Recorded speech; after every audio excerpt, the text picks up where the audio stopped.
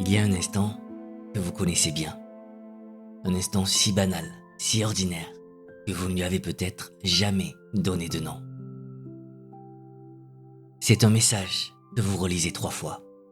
Une phrase prononcée à table, d'un ton trop léger pour la blessure qu'elle porte.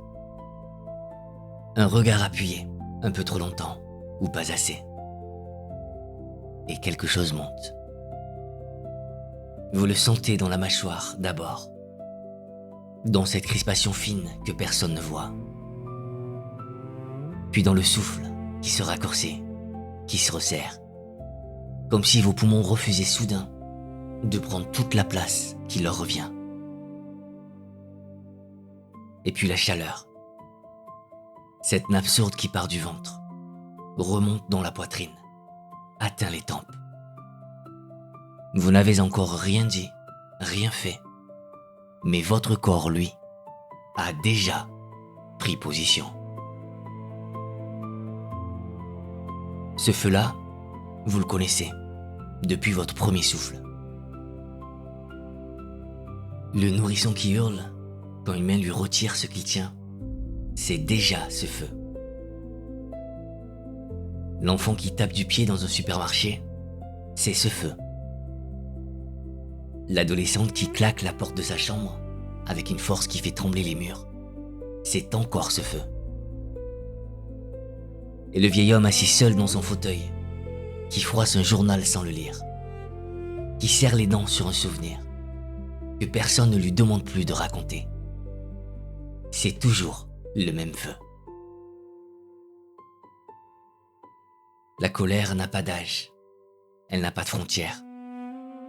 Elle ne choisit ni la langue, ni la peau, ni la fortune.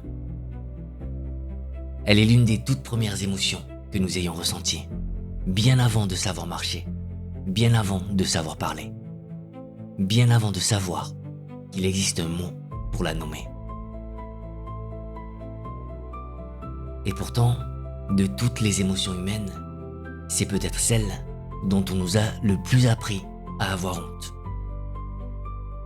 On nous a dit de la contenir, de la ravaler, de la cacher comme un défaut, comme une faiblesse, comme quelque chose de laid qui ne devrait pas exister. On nous a rarement dit qu'elle avait quelque chose à nous apprendre. Aristote, il y a 2400 ans, observait déjà que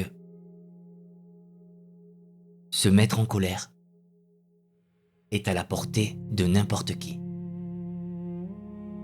Mais que se mettre en colère contre la bonne personne, au bon degré, au bon moment, pour le bon motif et de la bonne manière,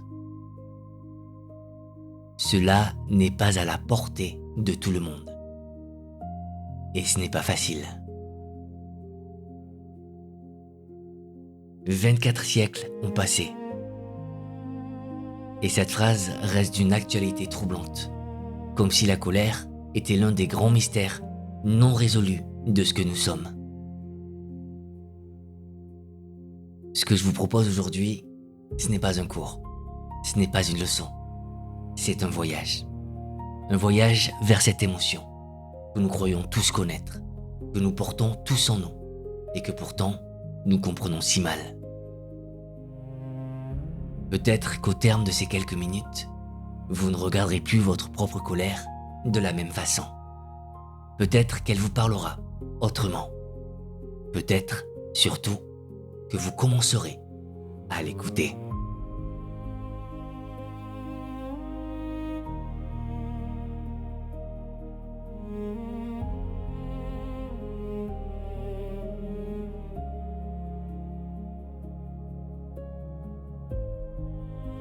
Il existe, tout au fond de votre cerveau, une structure pas plus grosse qu'une amande. On l'appelle l'amygdale. Elle ne raisonne pas, elle ne réfléchit pas, elle ne pèse pas le pour et le contre. Son travail est plus ancien que le langage, plus ancien que la pensée. Elle surveille. 24 heures sur 24, sans relâche, sans repos, elle scrute l'environnement, à la recherche du moindre signe de danger, d'injustice, de menaces. Elle est votre garde du corps invisible. Et quand elle détecte quelque chose, elle ne prend pas le temps de consulter votre raison. Elle appuie sur le bouton d'alarme. Ce qui se passe alors dans votre corps est une réaction en chaîne d'une violence magnifique. L'adrénaline inonde votre sang en quelques secondes. Votre cœur accélère, parfois jusqu'à doubler sa cadence. Vos muscles se tendent, vos poings se serrent, sans que vous l'ayez décidé.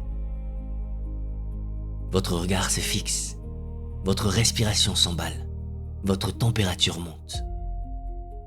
Le sang afflue vers vos bras, vers vos jambes, comme si votre corps se préparait à courir ou à frapper. Votre corps tout entier bascule dans un état de mobilisation totale, comme un arc bandé jusqu'à la limite. Tout cela en quelques battements de cœur. Tout cela avant même que vous ayez eu le temps de comprendre pourquoi.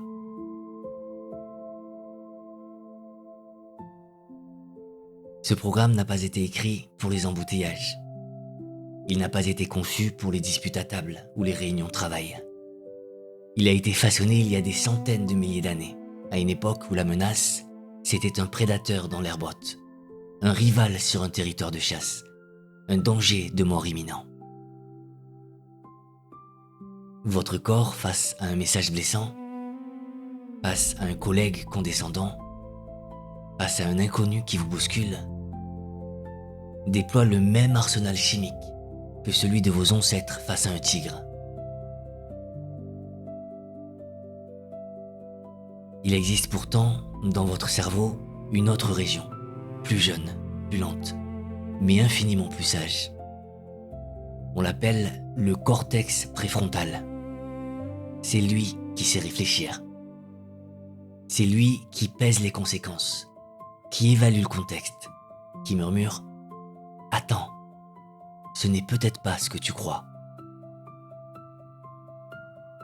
Mais il arrive toujours en retard. L'amygdale a déjà tiré la sonnette d'alarme, quand le cortex commence tout juste à ouvrir les yeux. C'est pour cela que vous dites des mots que vous regrettez. C'est pour cela que vous envoyez des messages que vous voudriez effacer. Et c'est pour cela que vous claquez des portes que vous auriez préféré laisser ouvertes.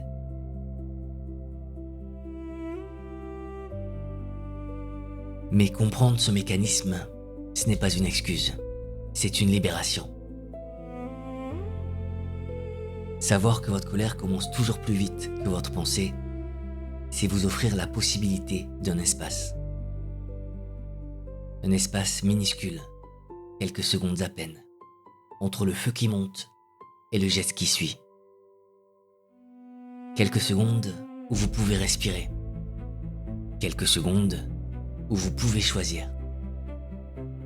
Et dans ces quelques secondes, il y a toute la différence entre subir sa colère et la traverser debout. Ce n'est pas un combat contre vous-même. C'est une rencontre avec une part de vous qui existait bien avant les mots.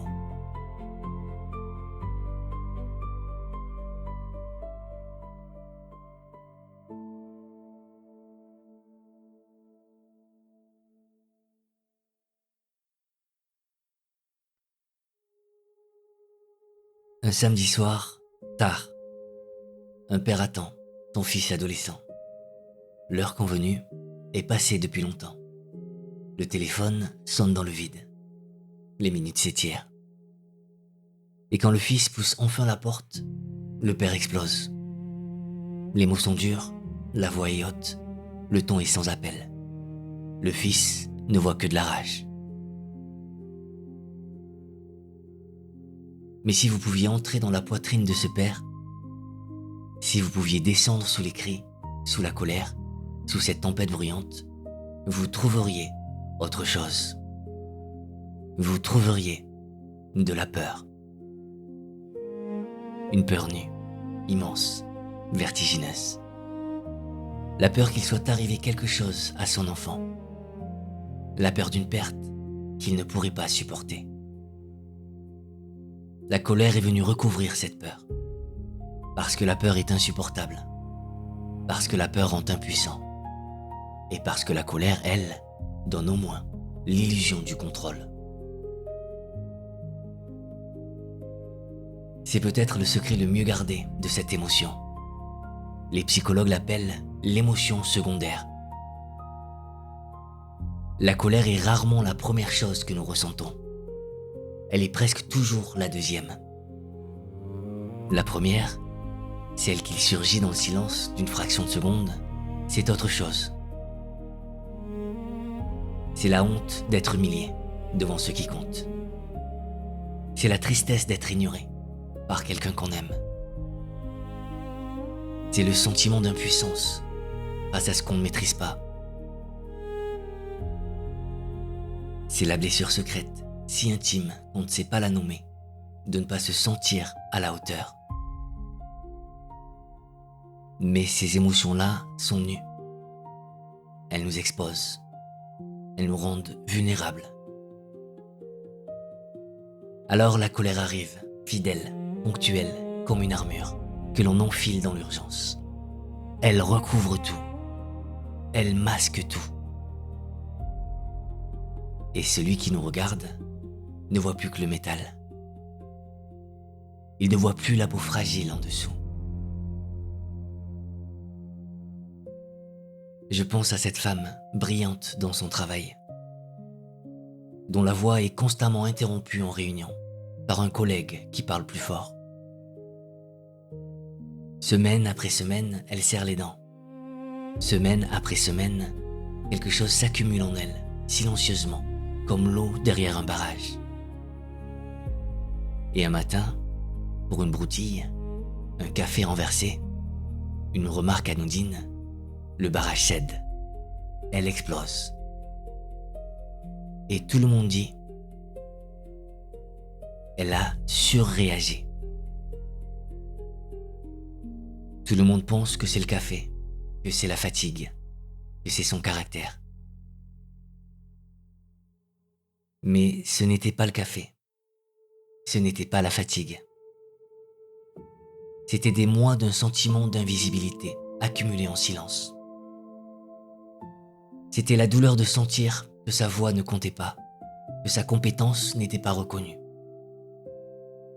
La colère était le seul langage qui lui restait.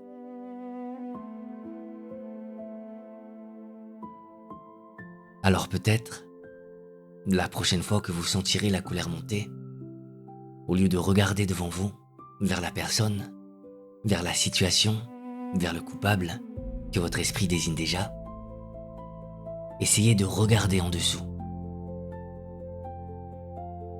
Posez-vous cette question, doucement, sans jugement, avec la patience que l'on accorde à un enfant qui pleure, sans pouvoir dire pourquoi. Qu'est-ce qui me fait mal, vraiment ?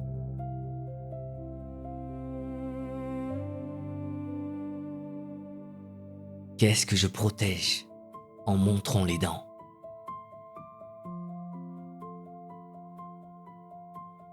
La réponse, presque toujours, est plus tendre, plus fragile et infiniment plus vraie que la colère elle-même. Et c'est cette réponse-là qui mérite d'être entendue.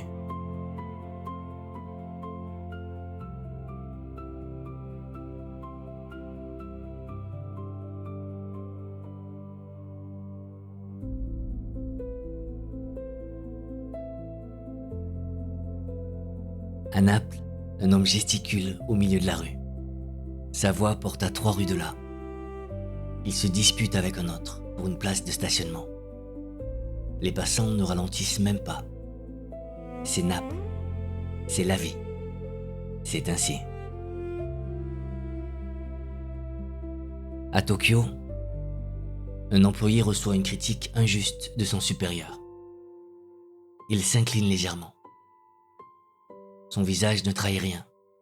Pas un mot, pas un froncement de sourcils, pas un souffle plus fort qu'un autre. À l'intérieur, la tempête est la même brûlure, la même morsure, la même montée de lave. Mais dehors, rien. Parce que la culture, ici, a décidé que cette lave devait rester sous la surface. La colère est universelle. Ce que la société nous autorise à en faire ne l'est pas. Nous avons tous grandi dans un monde qui nous a appris, sans jamais nous le dire explicitement, à qui la colère appartient. Dans la plupart des sociétés occidentales, un homme en colère est perçu comme déterminé, passionné, puissant. Une femme en colère est étiquetée comme instable, excessive, difficile. Cela peut sembler être un simple préjugé. C'est bien plus que cela. Priver quelqu'un du droit de se mettre en colère, c'est lui retirer un outil fondamental.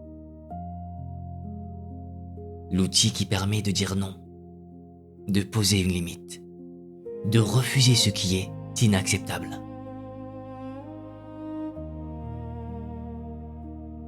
Il y a une autre transformation que je voudrais évoquer avec vous. Une transformation plus récente, plus silencieuse, et peut-être plus profonde que toutes les autres. Pendant des millénaires, la colère était une émotion de face à face. Nos ancêtres se mettaient en colère en voyant les yeux de l'autre. Ils voyaient la peur dans son regard, la douleur sur son visage, les larmes qui montaient. Et ce retour, ce miroir vivant, fonctionnait comme un frein naturel. Il rappelait, dans le feu même de la rage, que l'autre est un être humain.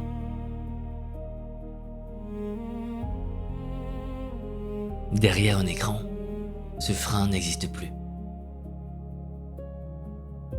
Vous pouvez déverser votre colère sur un inconnu, sans jamais voir ses yeux. Vous pouvez détruire avec des mots, sans jamais entendre le silence qui suit. Vous pouvez hurler dans le vide et croire que ce vide est sans conséquence. La colère numérique est une colère sans visage, sans miroir, sans retour. Et c'est précisément ce qui la rend si facilement cruelle, si facilement disproportionnée, si facilement oubliée par celui qui la lance et si longtemps portée par celui qui la reçoit.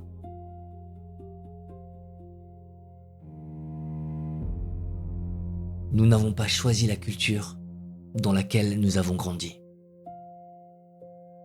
Nous n'avons pas choisi les règles silencieuses qui nous ont appris à hurler ou à nous taire. Mais prendre conscience de ces conditionnements, c'est déjà commencer à s'en libérer. C'est se donner le droit, pour la première fois peut-être, de choisir consciemment ce que l'on fait de ce feu intérieur.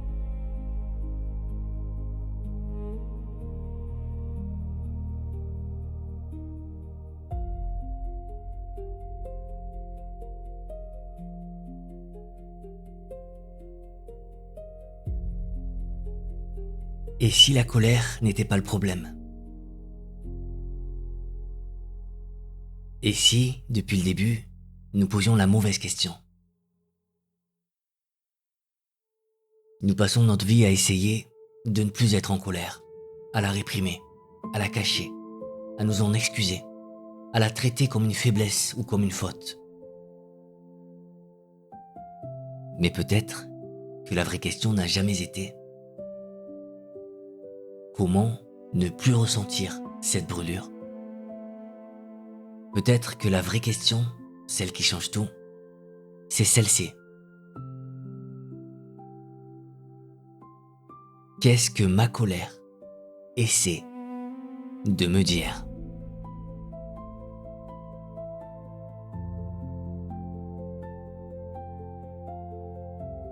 Car la colère est une boussole. Elle pointe toujours vers quelque chose qui compte. Quand vous êtes en colère, parce que l'on vous a traité injustement, votre colère vous dit: La justice a du prix pour toi.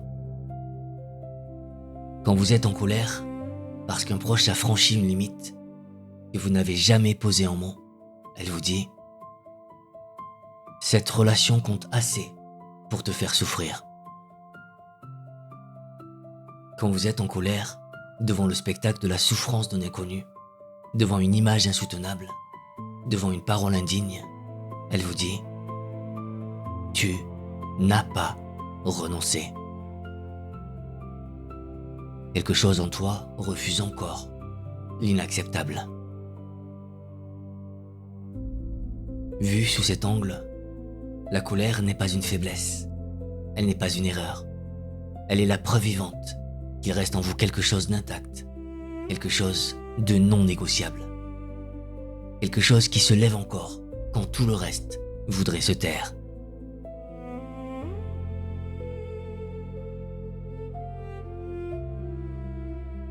Alors je vous propose une image simple que vous pourrez garder après ces mots et qui vous reviendra peut-être un jour où vous en aurez besoin. La colère est comme le feu. Le même feu qui peut réduire une forêt en cendres peut aussi réchauffer un foyer, forger un outil, éclairer une nuit entière. Tout dépend de la conscience avec laquelle on le tient.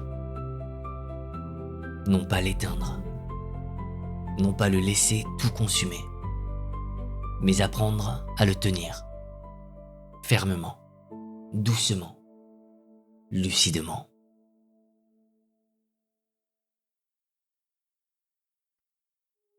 Nous avons traversé ensemble les profondeurs de cette émotion.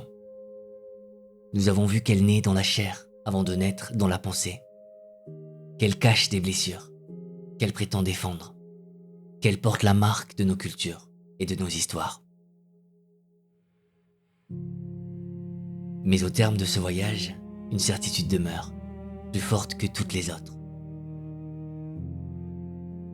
Votre colère n'est pas votre ennemi. Elle est un messager. Et ce messager attend, patiemment, que vous acceptiez, enfin, de l'écouter.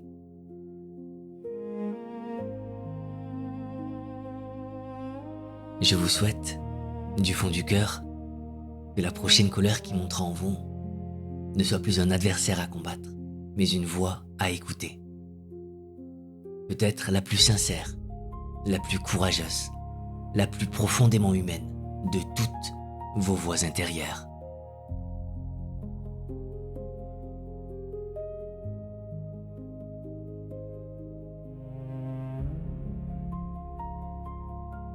Merci d'avoir été là. Merci de votre présence silencieuse et attentive tout au long de ce voyage. Merci d'avoir eu le courage de regarder en face une émotion que tant de gens préfèrent fuir. Vous n'êtes pas seul. La colère fait partie de ce qui nous rend vivants.